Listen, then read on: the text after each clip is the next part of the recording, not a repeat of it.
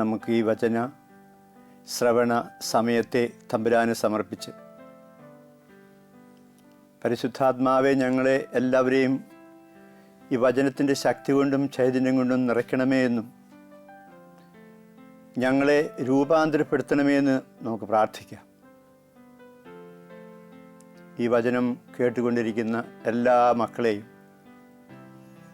അവരുടെ കുടുംബങ്ങളെയും പ്രത്യേകം കർത്താവിന് സമർപ്പിക്കുന്നു.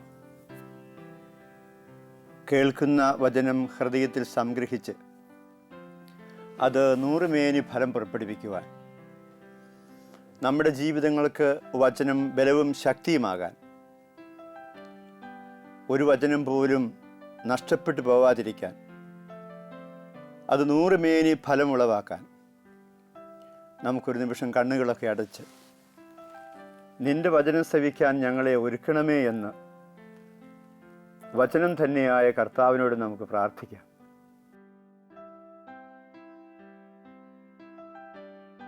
ദൈവവചനത്തിൻ്റെ അമ്മയായ പരിശുദ്ധ മറിയമേ, നിന്റെ പക്കലേക്ക് ദൈവവചനം വന്നപ്പോൾ നീ അതിനെ സ്വീകരിച്ച വിധത്തിൽ ഞങ്ങൾക്ക് കിട്ടുന്ന സദ്വിചാരങ്ങളും സദ്വചനങ്ങളും കൃപയോടെ സ്വീകരിക്കുവാനും ഞങ്ങളുടെ ജീവിതത്തിൻ്റെ ഭാഗമാക്കുവാനും അമ്മ ഞങ്ങൾക്ക് വേണ്ടിയും ഈ സമയം പ്രാർത്ഥിക്കണമേ. ദൈവത്തിൻ്റെ വചനം ശ്രവിക്കുമ്പോൾ ഉണ്ടാകുന്ന സൗഖ്യം എല്ലാ മനസ്സുകൾക്കും കൊടുക്കണമേ. ശരീരവും മനസ്സും ദൈവത്തിൻ്റെ വചനം കൊണ്ട് സുഖപ്പെടട്ടെ.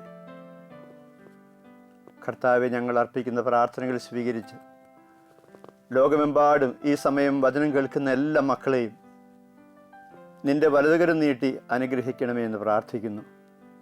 ഈ സമയത്തെ ഞങ്ങൾ പ്രത്യേകമായി അങ്ങേക്ക് സമർപ്പിക്കുകയും ചെയ്യുന്നു. ആമേൻ. കർത്താവിന് ഏറ്റവും പ്രിയപ്പെട്ടവരെ,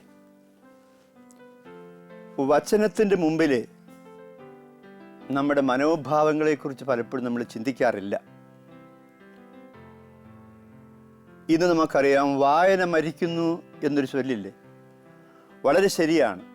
പണ്ടൊക്കെ പുസ്തകങ്ങളെ ആശ്രയിച്ച് അറിവ് നേടാൻ വേണ്ടി ധാരാളം വായിച്ച് ആ വായിച്ച് കിട്ടുന്ന ഫലങ്ങളെയെല്ലാം മറ്റുള്ളവർക്ക് വായനയിലൂടെ തന്നെ അല്ലെങ്കിൽ സംസാരത്തിലൂടെ പഠിപ്പിക്കലൂടെ വിതരണം ചെയ്തിരുന്ന ഒരു തലമുറയുണ്ടായിരുന്നു. ഇന്ന് വിരൽത്തുമ്പിലല്ലേ അറിവിരിക്കുക? നമ്മുടെ ഇന്നത്തെ സാങ്കേതിക സംവിധാനങ്ങൾ അങ്ങനെയൊക്കെയാണ് നമ്മളെ കൊണ്ടുപോകുന്നത്. അതുകൊണ്ട് വായന മരിക്കുന്നു. അവനവനാവശ്യമുള്ള അറിവിൻ്റെ നുറുങ്ങുകൾ പല വേദികളിൽ നിന്ന് സംഭരിച്ചു വച്ചിരിക്കുന്നത് വിരൽ തൊട്ടാൽ വിരൽത്തുമ്പിലെത്തുന്ന ഒരു സംവിധാനം നമുക്കിന്നുള്ളത്. അതുകൊണ്ട് വായന മരിക്കുന്നു എന്നുള്ളതും പ്രധാനപ്പെട്ട കാര്യമാണ്. ദൈവവചനത്തെക്കുറിച്ച് പറയുമ്പോൾ ദൈവവചനം വെറുതെ കേൾക്കാനുള്ളതാണ്, അല്ലെങ്കിൽ വായിക്കാനുള്ളതാണ്, അത് ആർക്കെങ്കിലുമൊക്കെ പ്രസംഗിക്കാനുള്ളതാണ്, അല്ലെങ്കിൽ പുസ്തക രൂപത്തിൽ സൂക്ഷിക്കാനുള്ളതാണ് എന്നൊക്കെ പലപ്പോഴും ചിന്തിക്കാറില്ലേ? ഇത് സൂക്ഷിക്കേണ്ടത് പുസ്തകങ്ങളല്ല, നമ്മുടെയൊക്കെ ഹൃദയങ്ങളിലാണ് എന്ന് നമ്മൾ കണ്ടെത്തുമ്പോൾ നമ്മൾ കേൾക്കുന്ന വചനം നമ്മുടെ ഹൃദയത്തിൽ കുടികൊണ്ട് നമ്മളെയൊക്കെ ആശയങ്ങളിലേക്ക്, ആദർശങ്ങളിലേക്ക് നയിച്ചുകൊണ്ടിരിക്കും എന്ന് നമുക്ക് മനസ്സിലാക്കാൻ സാധിക്കുന്നില്ലേ? ഇത് കേൾക്കാൻ വേണ്ടി മാത്രമുള്ളതല്ല ഈ വചനം എന്ന് പറയുന്നത്. അത് ജീവിതത്തിലേക്ക് ആവഹിച്ചെടുക്കാനുള്ളതാണെന്ന് നമുക്ക് എല്ലാവർക്കും വ്യക്തമായിട്ടറിയാം. യെശയ്യാ പ്രവാചകന്റെ പുസ്തകം നിങ്ങൾ എടുക്കുക. അധ്യായം 66 2-ാമത്തെ വാക്യം നമുക്ക് വളരെ പ്രധാനപ്പെട്ടതാണ്. അതിനകത്ത് പ്രവാചകൻ കേൾവിക്കാരോട് പറയുന്നൊരു കാര്യമുണ്ട്. വചനം എവിടെയാണ് ഫലം പുറപ്പെടുവിക്കേണ്ടത്, വചനം എവിടെയാണ് സ്പർശിക്കേണ്ടത് എന്നൊക്കെ മനസ്സിലാക്കുമ്പോൾ എങ്ങനെ വചനം സ്വീകരിക്കണം ജീവിതത്തിലേക്ക് എന്ന് നമുക്ക് കൃത്യമായിട്ട് പറഞ്ഞു തരുന്നുണ്ട്. ആത്മാവിൽ എളിമയും അനുതാപവും ഉണ്ടായിരിക്കുകയും വചനം ശ്രവിക്കുകയും വിറയ്ക്കുകയും ചെയ്യുന്നവരെയാണ് ഞാൻ കടാക്ഷിക്കുക എന്നാ പറയുക. അപ്പോൾ ദൈവത്തിൻ്റെ വചനത്തിന് മുമ്പിൽ നമ്മൾ കാട്ടുന്ന മനോഭാവം എന്ന് പറയുന്നത് വിനയത്തിൻ്റെ, എളിമയുടെ മനോഭാവമാണ്. ഹെബ്രായ ലേഖനം 4:12 നമ്മൾ വായിക്കുമ്പോൾ ദൈവത്തിൻ്റെ വചനം സജീവവും ഊർജ്ജസ്വലവുമാണ്, ഇരുതല വാളിനേക്കാൾ അത് മൂർച്ചയേറിയതും ചേതനയിലും ആത്മാവിലും സന്ധിബന്ധങ്ങളിലും മജ്ജയിലും തുളച്ചു കയറി ഹൃദയത്തിൻ്റെ വികാരങ്ങളെയും നിയോഗങ്ങളെയും വിവേചിക്കുന്നതുമാണ്. അപ്പോൾ വചനം എപ്പോഴും പ്രവർത്തനനിരതമാണ്. ഈ പ്രവർത്തനനിരതമായ വചനത്തെ എളിമയോടുകൂടി നമ്മൾ നമ്മുടെ ജീവിതത്തിലേക്ക് സ്വീകരിക്കുമ്പോൾ അത് നമ്മളിൽ വലിയ വലിയ നന്മയുടെ ഫലങ്ങൾ ഉളവാക്കും എന്ന് നമുക്ക് കൃത്യമായി അറിയാം. പക്ഷെ പലപ്പോഴും നമ്മൾ ഈ വചനത്തെ സമീപിക്കുന്ന ഹൃദയം കൊണ്ടല്ല, ബുദ്ധി കൊണ്ടാണ് നമ്മളെല്ലാ കാര്യങ്ങളും ഇന്ന് ചെയ്തുകൊണ്ടിരിക്കുന്നത് പറയാൻ പറ്റും. ബുദ്ധിയുള്ളവനല്ലേ സമൂഹത്തിൽ സ്ഥാനമുള്ളൂ. ബുദ്ധി കുറഞ്ഞവനെല്ലാവരും തള്ളിക്കളയുകയും ചെയ്യും. ഒരു കുടുംബത്തിൽ തന്നെയാണ് ബുദ്ധിയുള്ള മക്കളുണ്ട്, അല്ലെങ്കിൽ ബുദ്ധി കുറഞ്ഞ മകനുണ്ട്, മകളുണ്ടെന്ന് വന്നു കഴിഞ്ഞാൽ അവിടെ ഒരു വിവേചനയുണ്ടെന്ന് നമുക്കറിയാം. ബുദ്ധിയുള്ളവന് കൂടുതൽ ബുദ്ധിപരമായിട്ട് വളരാനുള്ള സാഹചര്യം കുടുംബം ഒരുക്കി കൊടുക്കുകയല്ലേ. അവന് വലിയ ബോധം ബുദ്ധിയൊന്നുമില്ല എന്ന് കാരണന്മാർ പോലും ചിലപ്പോൾ പറഞ്ഞു കേട്ടിട്ടുണ്ട്. അല്ല, നമ്മൾ വചനത്തെ സമീപിക്കുന്നതുകൊണ്ട് ബുദ്ധി കൊണ്ടല്ല. വചനം ഒരിക്കലും എൻ്റെ സഹോദരങ്ങളെ ബുദ്ധിയുടെ വിഷയമല്ല, അത് ഹൃദയത്തിൻ്റെ വിഷയമാണ്. ദൈവത്തിൻ്റെ വചനത്തിന് ദൈവത്തോളം ആഴമുണ്ട്. ദൈവത്തിൻ്റെ വചനം ദൈവത്തോളം ആഴമുണ്ട്. അതുകൊണ്ട് ഒരിക്കലും ദൈവം ബുദ്ധിയുടെ വിഷയമല്ലാത്തതുപോലെ ദൈവത്തിൻ്റെ വചനവും ബുദ്ധിയുടെ വിഷയമല്ല, അത് ഹൃദയത്തിൻ്റെ വിഷയമാണ് നമ്മൾ തിരിച്ചറിയുന്നത്. പക്ഷെ ഒരു കാര്യം നമുക്ക് കാണാൻ സാധിക്കും, പൗലോസ് അപ്പോസ്തലൻ പറയുന്നൊരു കാര്യമുണ്ട്. ഈ ബുദ്ധി പോലും പലപ്പോഴും അന്ധകാരം നിറഞ്ഞതായിട്ട് മാറും. റോമാക്കാർക്കെഴുതിയ ലേഖനത്തിലെ 1-ാമത്തെ അധ്യായത്തിൽ 21-ാമത്തെ വാക്യത്തിലേക്ക് നമ്മൾ വരുമ്പോൾ പൗലോസ് അപ്പോസ്തലൻ ഈ ബുദ്ധി കൊണ്ട് മാത്രം നടക്കുന്ന മനുഷ്യൻ്റെ മുഖത്ത് നോക്കിയിട്ട് പറയുന്നൊരു കാര്യമുണ്ട്. നിങ്ങൾ ബുദ്ധിമാന്മാർ അധികമില്ല, വലിയ ആളുകളും അധികമില്ല എന്ന് 1 കൊരിന്ത്യർ 1-ാമത്തെ അധ്യായത്തിൽ 26 വാക്യങ്ങൾ നമ്മൾ വായിക്കുന്നത് പോലെ നമ്മുടെ ബുദ്ധി എന്ന് പറയുന്നത് പലപ്പോഴും നമ്മളെ പല അബദ്ധങ്ങളിൽ കൊണ്ട് ചെന്ന് വീഴിക്കുന്നതാണ്. ഈ ബുദ്ധിയിൽ അന്ധകാരം നിറയുന്നത് എങ്ങനെയാണെന്നറിയാമോ? അതൊരു അഹങ്കാരത്തിൻ്റെ അന്ധതയാണ്, അല്ലെങ്കിൽ ഇരുട്ടാണെന്ന് പറയാൻ പറ്റും. ബുദ്ധിയിൽ അന്ധകാരം നിറഞ്ഞു കഴിഞ്ഞാൽ പിന്നെ ഏത് കാര്യം വന്നാലും തെറ്റായ ഒരു വ്യാഖ്യാനമോ തെറ്റായ സമീപനമൊക്കെ ഉണ്ടാകാനാണ് സാധ്യത. അതുകൊണ്ട് ഞാൻ ആദ്യം പറഞ്ഞ വചനത്തിന് മുമ്പിലെ നമ്മുടെ മനോഭാവങ്ങൾ വളരെ പ്രധാനപ്പെട്ടതാണ് എന്ന്. ഇതിനെ ബുദ്ധി കൊണ്ട് നമ്മൾ സമീപിക്കേണ്ട കാര്യമല്ല. അനുതാപത്തോടു കൂടി, തെറ്റുകളെക്കുറിച്ചുള്ള അനുതാപത്തോടു കൂടി, ഹൃദയ എളിമയോടുകൂടി വേണം നമ്മൾ ദൈവവചനത്തെ സമീപിക്കാൻ. അതേസമയം മറ്റൊരു കാര്യം നമ്മൾ കാണുന്നുണ്ട്. ബുദ്ധിയിൽ അന്ധകാരം നിറയുന്ന വ്യക്തിയെ തിരുവചനം വിളിക്കുക ഭോഷൻ എന്നാണ്. സങ്കീർത്തനം 14 എടുത്തോളൂ. അതിൻ്റെ 1-ാമത്തെ വചനത്തിൽ നമ്മൾ കാണും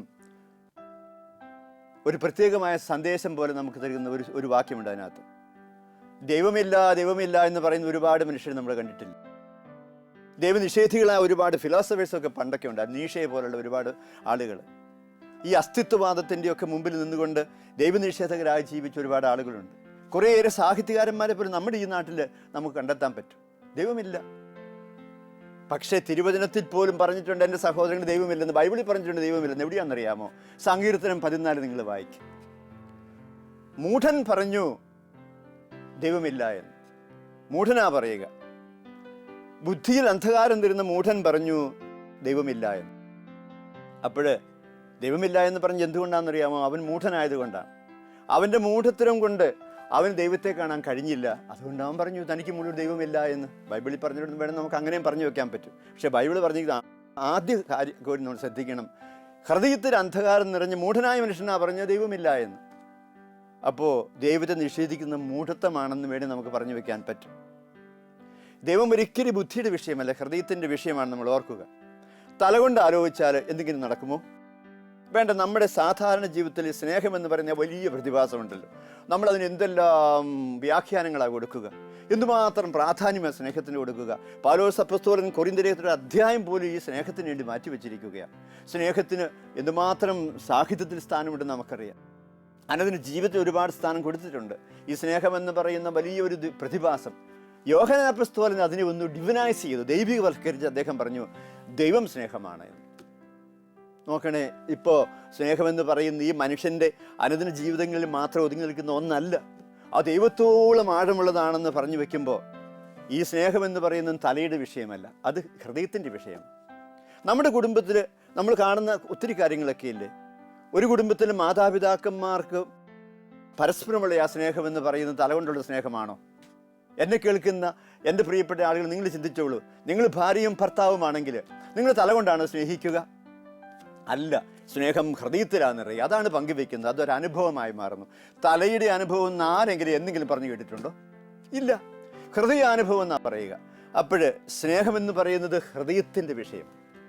അതുപോലെ ദൈവം പോലും ഹൃദയത്തിൻ്റെ വിഷയമാണ് എന്ന് നമുക്ക് കണ്ടെത്താൻ സാധിക്കും.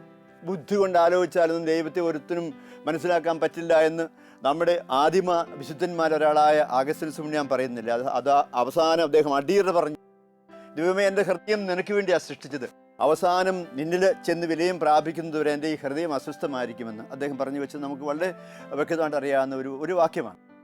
പക്ഷേ നമ്മൾ ഓർക്കണം, അദ്ദേഹം വലിയ ചിന്തകനായിരുന്നു, വലിയ ഫിലോസഫറായിരുന്നു. അതുപോലെ തന്നെ ഒത്തിരി കാര്യങ്ങൾ ചിന്ത കൊണ്ട് അദ്ദേഹം കണ്ടെത്താൻ ശ്രമിച്ച വ്യക്തിയായിരുന്നു. ചിന്തയുടെ തലപ്പത്തിരുന്ന വ്യക്തിയാണ്. പക്ഷേ അദ്ദേഹം അവസാനം ഹൃദയത്തിലെത്തി നിൽക്കുക. അപ്പോൾ ദൈവവും ദൈവത്തിൻ്റെ വചനവുമൊക്കെ ഹൃദയത്തിൻ്റെ വിഷയമായതുകൊണ്ടാണ് നമ്മൾ ഹൃദയത്തെക്കുറിച്ച് ചിന്തിക്കുക. ഹൃദയമുള്ള മനുഷ്യരാകുക എന്ന് പറയുന്ന വളരെ മനോഹരമായ ആശയമുണ്ട്, ചിന്തയുണ്ട്. ഒരു കഥ പോലും അങ്ങനെ, ഓസ്കാർ വൈൽഡിൻ്റെ കഥയുണ്ട് അങ്ങനെ, ഹൃദയമുള്ള മനുഷ്യരാവുക എന്ന് പറയും, തലയുള്ള മനുഷ്യരാകാൻ അല്ല പറയുക. അപ്പോൾ നമുക്ക് നമ്മുടെ ഹൃദയത്തിന് ഒരുപാട് പ്രാധാന്യം കൊടുക്കേണ്ടതായിട്ടുണ്ട്. നമ്മൾ അങ്ങനെ ചിന്തിക്കുമ്പോൾ ഈ ദൈവവചനത്തെ നമ്മൾ സമീപിക്കുന്ന രീതി, ദൈവവചനത്തിൽ നമ്മൾ കാണിക്കുന്ന മനോഭാവങ്ങൾ വളരെ പ്രധാനപ്പെട്ടെന്ന് പറയാൻ ഞാൻ ഇത്രയും കാര്യം നിങ്ങളുടെ മുമ്പിൽ സൂചിപ്പിച്ചത്. ഇന്ന് ദൈവമില്ല എന്ന് പറയുന്ന നിരീശ്വരന്മാർ ആരെങ്കിലും ഉണ്ടെങ്കിൽ അന്വേഷിക്കട്ടെ അവരുടെ ഹൃദയങ്ങളിൽ. അവരുടെ ഹൃദയത്തിൽ ദൈവമില്ല എന്നുള്ളതല്ലേ പ്രധാനപ്പെട്ട കാര്യം. അല്ലാതെ ദൈവമില്ല എന്ന് പറയുന്ന ആ കാര്യത്തെക്കുറിച്ചല്ല ഞാൻ പറയുക. അവനവൻ്റെ ഹൃദയത്തിലാണ് ദൈവത്തിന് സ്ഥാനം കൊടുത്തിരിക്കുന്നത്. മറിച്ച് ദൈവത്തിന് ഹൃദയത്തിൽ സ്ഥാനം കൊടുക്കാതിരുന്നാൽ ആ വ്യക്തിക്ക് ദൈവമില്ല എന്നുള്ള അർത്ഥത്തിലാണ് നമ്മളത് കാണേണ്ടതും നമ്മൾ ഓർക്കുന്നു. പക്ഷേ ഒരു കാര്യമുണ്ട്, ആരാ ദൈവത്തെ കാണുക? ദൈവത്തെ ആരും കണ്ടിട്ടില്ല എന്ന് യോഹന്നാൻ അപ്പോസ്തലൻ എപ്പോഴും നമ്മോട് പറയും. പക്ഷെ ദൈവത്തെ കാണുന്നവനെക്കുറിച്ച് ക്രിസ്തു പറയുന്നുണ്ട്. ദൈവത്തെ കാണാൻ കഴിവുള്ളവനെക്കുറിച്ച് ക്രിസ്തു നമ്മെ ബോധ്യപ്പെടുത്തുന്നുണ്ട്. ആരാണെന്നറിയാമോ? അത് ഹൃദയശുദ്ധിയുള്ളവൻ. മത്തായിയുടെ സുവിശേഷം 5-ാമത്തെ അധ്യായത്തിൽ 8-ാമത്തെ വാക്യത്തിൽ പറയും, ഹൃദയശുദ്ധിയുള്ളവൻ ദൈവത്തെ കാണുന്നുവെന്ന്. ഹൃദയശുദ്ധിയുള്ളവൻ ദൈവത്തെ കാണുന്നു എന്ന്. അപ്പോൾ ആ ഹൃദയശുദ്ധി എവിടെ നഷ്ടപ്പെടുന്നുവോ അവിടെ ദൈവം നമുക്കില്ലാതായിത്തീരുക. അതുകൊണ്ട് ഒരു പ്രിയപ്പെട്ട നമുക്ക് സെക്കൻഡ് എന്നൊക്കെ, നിങ്ങൾ ഈ പള്ളിപ്പെരുന്നാളിനൊക്കെ പോകുമ്പോൾ കാണുന്നൊരു കാര്യമില്ലേ, വലിയ പ്രദർശനങ്ങളൊക്കെ നടത്തുമ്പോൾ ഒത്തിരി വാദ്യമേളക്കാരൊക്കെ ഉണ്ടാകും. ഈ വാദ്യമേളക്കാരുടെ അവരെ നയിച്ചുകൊണ്ട് പോകാൻ ചിലപ്പോൾ ഇടവകയിലെ ആരെങ്കിലുമൊക്കെ മുമ്പിലുണ്ടാകും. ഇങ്ങനെ ചെണ്ടക്കാരനിങ്ങനെ കൊട്ടിക്കൊട്ടി പോകുമ്പോൾ ഇടയ്ക്കൊരു നിർത്തിക്കൊട്ടുണ്ട്. ശ്രദ്ധിച്ചിട്ടുണ്ടോ നിങ്ങളത്? ഒരു ഇടയ്ക്കൊരു നിർത്തിക്കൊട്ട് എന്ന് പറഞ്ഞതുപോലെ നമ്മുടെ ചിന്തകൾ നമ്മളിങ്ങനെ കൊണ്ടുപോകുമ്പോൾ ഇടയ്ക്ക് നമുക്കൊന്ന് നിർത്തിക്കൊട്ടേണ്ടതായിട്ട് വരും. അവിടെ ഞാൻ നിങ്ങളെ ക്ഷണിക്കുകയാണ്, മറ്റൊന്നിലേക്കുമല്ല, നമ്മുടെ ഹൃദയത്തിൽ ദൈവമുണ്ടോ എന്ന് അന്വേഷിക്കാൻ. നമ്മുടെ ഹൃദയത്തിലെ ദൈവിക ഭാവങ്ങൾ എത്രമാത്രം പ്രകാശമുള്ളതാണെന്ന് അന്വേഷിക്കാൻ. എൻ്റെയും നിങ്ങളുടെ ഹൃദയത്തിൽ ദൈവമുണ്ടോ എന്ന് നമ്മൾ ആദ്യമായിട്ട് അന്വേഷിക്കുകയാണ്. ആ ദൈവത്തിൻ്റെ അളവ് പോലും പ്രധാനപ്പെട്ടതാണ്. അതുകൊണ്ട് ഒരു സെക്കൻഡ് നമുക്ക് നിശബ്ദമായിട്ട് ഇരിക്കാം. പ്രിയപ്പെട്ടവരെ, നമുക്കൊരു നിമിഷം കണ്ണുകളൊക്കെ അടച്ച് നമ്മുടെ ഹൃദയത്തിലെ ദൈവത്തിൻ്റെ സ്ഥാനത്തെക്കുറിച്ച് നമുക്കൊന്ന് ഓർമ്മിക്കാം. എൻ്റെ ഹൃദയത്തിൽ ദൈവമുണ്ടെന്ന് ഞാൻ വിശ്വസിക്കുന്നുവോ? എൻ്റെ ഹൃദയത്തിലെ ദൈവത്തിൻ്റെ സ്ഥാനം എത്രമാത്രമെന്ന് എനിക്ക് കണ്ടെത്തേണ്ടതായിട്ടുണ്ട്. ദൈവമേ, അങ്ങ് എൻ്റെ ഹൃദയത്തിൽ എപ്പോഴും ഉണ്ടാകുമാറാകണമേ. എൻ്റെ ഹൃദയത്തിൽ പ്രകാശമായി വെളിച്ചമായി അങ്ങ് വസിക്കണമേ. എൻ്റെ എല്ലാ പ്രവൃത്തികളെയും ചിന്തകളെയും നിയന്ത്രിക്കണമേ. അങ്ങയെ മറന്ന് ഒരു നിമിഷം പോലും ജീവിക്കാൻ എനിക്കിടയാക്കല്ലേ എന്ന് നമുക്ക് പ്രാർത്ഥിക്കാം. വീണ്ടും നമുക്ക് ചിന്തകളിലേക്ക് വരാം. ഒരിക്കലും ഒരു കുടുംബനാഥനെ എനിക്ക് പരിചയപ്പെടേണ്ടി വന്നു. നല്ല സാമ്പത്തിക ശേഷിക്കുള്ളൊരു കുടുംബമാണ്. അയാൾ ബിസിനസ്സൊക്കെ ചെയ്ത് ധാരാളം പണമുണ്ടാക്കി. ആ പണം തരുന്ന സുരക്ഷിതത്വം, സുഖം, ആഘോഷങ്ങൾ എല്ലാം അയാളുടെ ജീവിതത്തിന് എപ്പോഴും ആഭരണമായി കൂടെ ഉണ്ടായിരുന്നു. നല്ല വീട്, ബാക്കി എല്ലാ സൗകര്യങ്ങളും, വണ്ടികൾ എന്ന് വേണ്ട എല്ലാ കാര്യങ്ങളും അയാൾ സമ്പാദിച്ചു.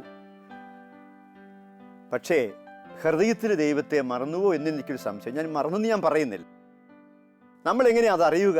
ദൈവത്തിന് അയാൾ കൊടുക്കുന്ന സ്ഥാനം, ദൈവിക കാര്യങ്ങൾക്ക് അയാൾ കൊടുക്കുന്ന സ്ഥാനം നോക്കിയിട്ടാണ് ഈ മനുഷ്യൻ്റെ ജീവിതത്തിൽ എന്തുമാത്രം ദൈവമുണ്ടെന്ന് നമ്മൾ തീരുമാനിക്കുക. പള്ളിയിലൊക്കെ പോകുന്ന ശീലങ്ങളൊക്കെ കുറവാണ്. ഈസ്റ്ററിനോ ക്രിസ്മസിനോ അങ്ങനെയുള്ള പ്രധാന ദിവസങ്ങളിലൊക്കെ പള്ളിയിൽ പോയി ഏറ്റവും പുറകിലോ അല്ലെങ്കിൽ പുറത്തോ നിന്ന് തിരിച്ചു പോരുന്ന ഒരു രീതിയിലായിരുന്നു അയാളുടെ ആ ദൈവിക കാര്യങ്ങളുടെ ഇടപെടലെന്നൊക്കെ ഞാൻ കണ്ടിട്ടുണ്ട്. ഒരു ദിവസം പെട്ടെന്നൊരു വാർത്ത കിട്ടി, ഇന്നാര് ആശുപത്രിയിലാണ്, അറ്റാക്കാണെന്ന്. ചെന്നപ്പോൾ ആശുപത്രി കയറാൻ പറ്റിയില്ല. കാരണം ഇൻറ്റൻസീവ് കെയർ യൂണിറ്റിലാണ് ആൾ കിടക്കുക. അത് കഴിഞ്ഞ് അദ്ദേഹത്തെ ഞാൻ കാണാനുള്ളൊരു അവസരം കിട്ടിയപ്പോൾ ചെന്ന് കണ്ടു. കുറേ സംസാരിച്ചു. അയാളല്ല കേട്ടോ, ഞാൻ കുറേ സംസാരിച്ചു, കാര്യങ്ങളൊക്കെ പറഞ്ഞു. ഞാൻ അയാൾക്ക് വേണ്ടി തമ്പുരാൻ്റെ തിരുമുമ്പിൽ മാധ്യസ്ഥം പ്രാർത്ഥിച്ചു. പ്രാർത്ഥനയെല്ലാം കഴിഞ്ഞപ്പോൾ അടുത്ത് നിന്ന നഴ്സ് സിസ്റ്ററിനോട് പറഞ്ഞു, സിസ്റ്ററെ, ഞാനൊരു കാര്യം ഇപ്പം മനസ്സിലാക്കുന്നു. എനിക്ക് നാളെ കുമ്പസാരിച്ച് വിശുദ്ധ കുർബാന സ്വീകരിക്കണം. തമ്പുരാൻ എൻ്റെ ഹൃദയത്തെ പിടിച്ച് കുലുക്കി. അപ്പോഴെനിക്ക് മനസ്സിലായി ഇതിനകത്ത് തമ്പുരാനില്ലെന്ന്.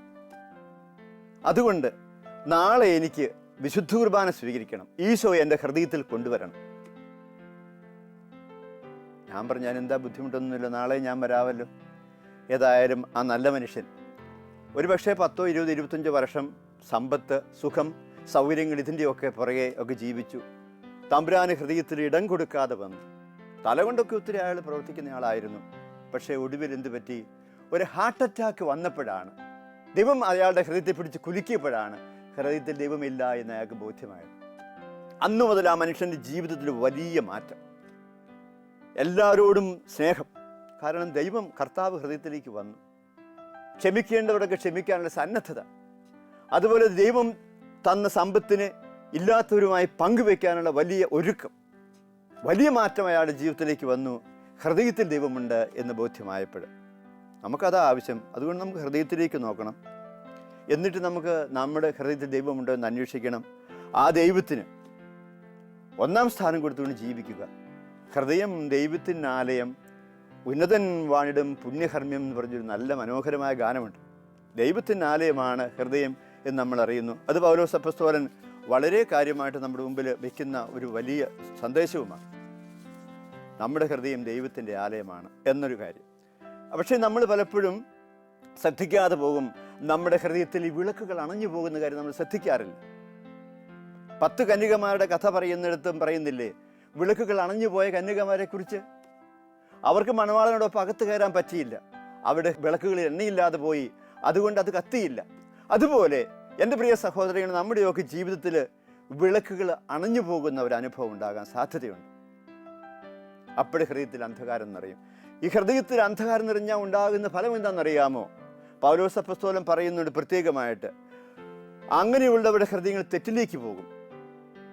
അദ്ദേഹം പറയും റോമാലേഖനം 1:21, അവർ ദൈവത്തെ അറിഞ്ഞിട്ടും ദൈവത്തെ മഹത്വപ്പെടുത്തിക്കൊണ്ട് ദൈവത്തിന് നന്ദി പ്രകാശിപ്പിച്ചുകൊണ്ട് ജീവിച്ചില്ല. അവിടെയാണ് തെറ്റുപറ്റത്. ദൈവത്തെ അറിഞ്ഞവരാ, ദൈവമുണ്ടെന്നറിഞ്ഞവരാ, ദൈവ അനുഭവങ്ങളൊക്കെ ഏതെങ്കിലും വേദിയിൽ ഏതെങ്കിലും കാലത്തൊക്കെ കിട്ടിയവരാ. പക്ഷേ അവർ ആ ദൈവത്തെ മഹത്വപ്പെടുത്താതെ ജീവിച്ചു. അവരാണ് ഈ ഭോഷന്മാരെന്നൊക്കെ പറയുക.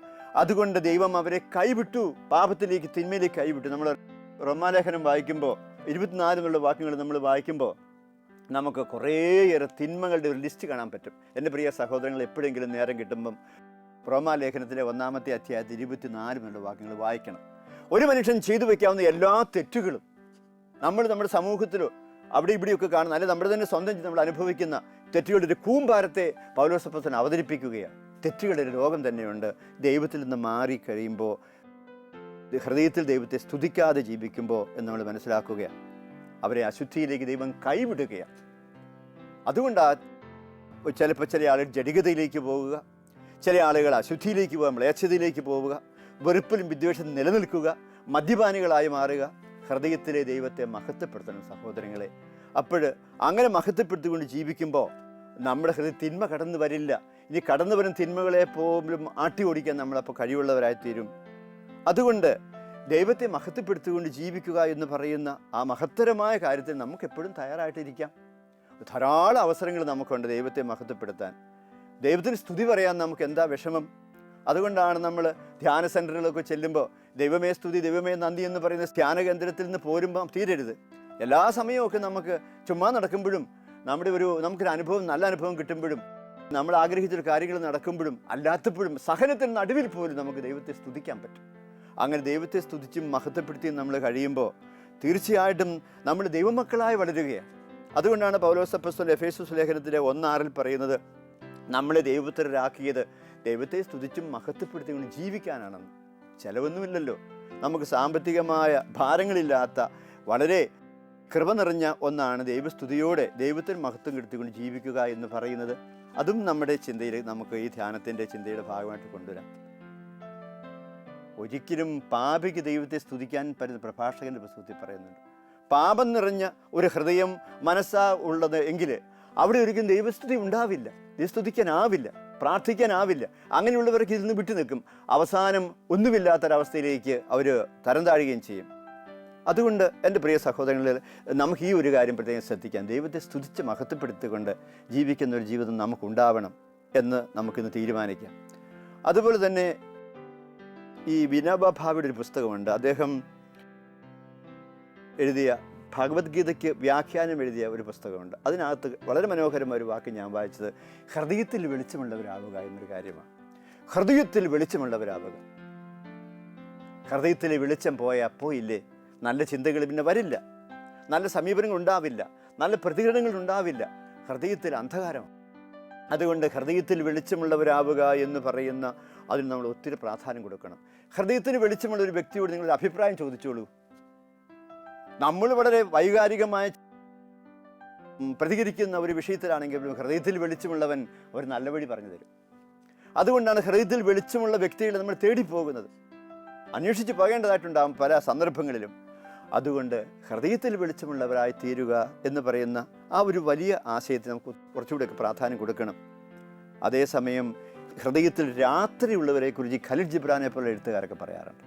ഹൃദയത്തിൽ രാത്രിയാണ്, നക്ഷത്രങ്ങളില്ലാത്ത രാത്രി പോലെ, വെളിച്ചമില്ലാത്ത രാത്രി പോലെ ചില മനുഷ്യരുടെയൊക്കെ ഹൃദയങ്ങളിൽ എപ്പോഴും സൂര്യോദിക്കാത്ത അല്ലെങ്കിൽ നക്ഷത്രങ്ങളില്ലാത്ത അവസ്ഥയാണ്. അതുകൊണ്ട് ഉണ്ടാവട്ടെ നമ്മുടെയൊക്കെ ജീവിതങ്ങളിൽ ദൈവമുണ്ടാകട്ടെ, ദൈവത്തിൻ്റെ പ്രഭയുണ്ടാകട്ടെ, ദൈവത്തിൻ്റെ വെളിച്ചമുണ്ടാകട്ടെ. യഹൂദരെ കുറിച്ച് പറയാറുണ്ട്, രാത്രികൾക്ക് ശേഷം പകലുണ്ടാകണം എന്ന് പറയുന്നവരായിരുന്നു അവരെന്ന്. അതിന് നമ്മൾ സങ്കീർത്തനത്തിൽ നമുക്ക് തെളിവ് കാണുന്നുണ്ട്. സങ്കീർത്തനം 46:10 നമ്മൾ വായിക്കുമ്പോൾ ഈ രാത്രി അന്ധകാരം എന്ന് പറയും ദൈവത്തെ അറിയാനുള്ള സമയമാണ്, വിശ്രമിക്കാനുള്ള സമയമാണ് രാത്രി എന്ന് പറയുക. അതുകൊണ്ടാണ് നീ ശാന്തമാവുക ദൈവമാണെന്ന് അറിയുക എന്ന് സങ്കീർത്തനം 46:10 പറയുന്നത്. അപ്പോൾ രാത്രികളിൽ ദൈവത്തെ തേടാനുള്ളവരാണ് നമ്മൾ എന്ന് നമ്മൾ ഇതിൽ നിന്നൊക്കെ മനസ്സിലാക്കുകയും നമുക്കെപ്പോഴും പ്രാർത്ഥിക്കാൻ സാധിക്കുക. വെളിച്ചം തരണമേ എന്നുള്ള പ്രാർത്ഥന, കാർഡിനൽ ന്യൂമാൻ്റെ പ്രാർത്ഥന നമുക്കറിയാം, വെളിച്ചമേ നയിച്ചാലും എന്ന് പറയുന്ന പ്രാർത്ഥന. അപ്പോൾ വെളിച്ചം തേടുന്നവരാകുക രാത്രിയിൽ പോലും എന്ന് പറഞ്ഞാൽ നമ്മുടെ ഹൃദയത്തിൽ സൂര്യനുദിക്കാത്ത അന്ധകാരം നിലനിൽക്കുന്ന അവസരത്തിൽ പോലും നമുക്ക് വെളിച്ചം തരണമേ, വെളിച്ചം തരണമേ എന്ന് പ്രാർത്ഥിക്കണം. അപ്പം ദൈവം വെളിച്ചമായിട്ട് കടന്നു വരും എന്ന് നമ്മൾ അറിയുകയാണ്. അപ്പോൾ ഹൃദയം നിറയെ വെളിച്ചമുള്ള മനുഷ്യരായി തീരാൻ നമുക്കാവട്ടെ.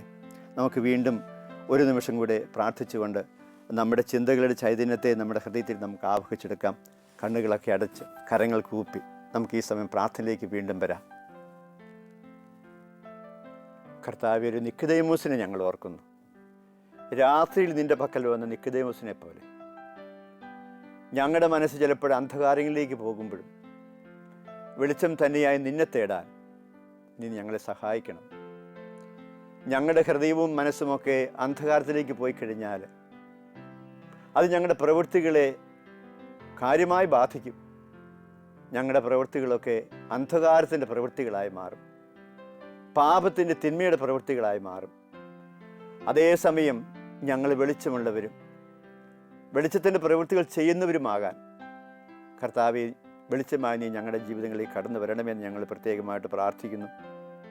ഞങ്ങളുടെ ഹൃദയത്തിൽ നീ വെളിച്ചമായി ജീവിക്കുമ്പോൾ ഞങ്ങളുടെ എല്ലാ പ്രവൃത്തികളും നന്മയുടെ പ്രവൃത്തികളായി മാറും. അങ്ങനെ നന്മ ചെയ്യാനാണല്ലോ നീ ഞങ്ങളെ ഈ ഭൂമിയിലേക്ക് വിട്ടിരിക്കുന്നത്. ഞങ്ങളുടെ ഓരോരുത്തരും ജീവിതങ്ങൾ ഞങ്ങളുടെ കൂടെ ജീവിക്കുന്നവർക്കും ഞങ്ങൾ ഇടപഴകുന്നവർക്കും ഞങ്ങളോട് ബന്ധപ്പെടുന്നവർക്കും എല്ലാം വെളിച്ചം കൊടുക്കുന്നതായി തീരാൻ വെളിച്ചമായ കർത്താവെ, ഞങ്ങളെ എല്ലാവരെയും നിൻ്റെ വലതുകരം നീട്ടി ഈ സമയം അനുഗ്രഹിക്കണമെന്ന് ഞങ്ങൾ പ്രത്യേകമായിട്ട് പ്രാർത്ഥിക്കുന്നു. ഞങ്ങളുടെ പ്രാർത്ഥന കേൾക്കുന്നതിലോ ഞങ്ങളെങ്കിൽ സ്തോത്രം പറയുന്നു, ഇപ്പോഴും എപ്പോഴും എന്നേക്കും. ആമേൻ.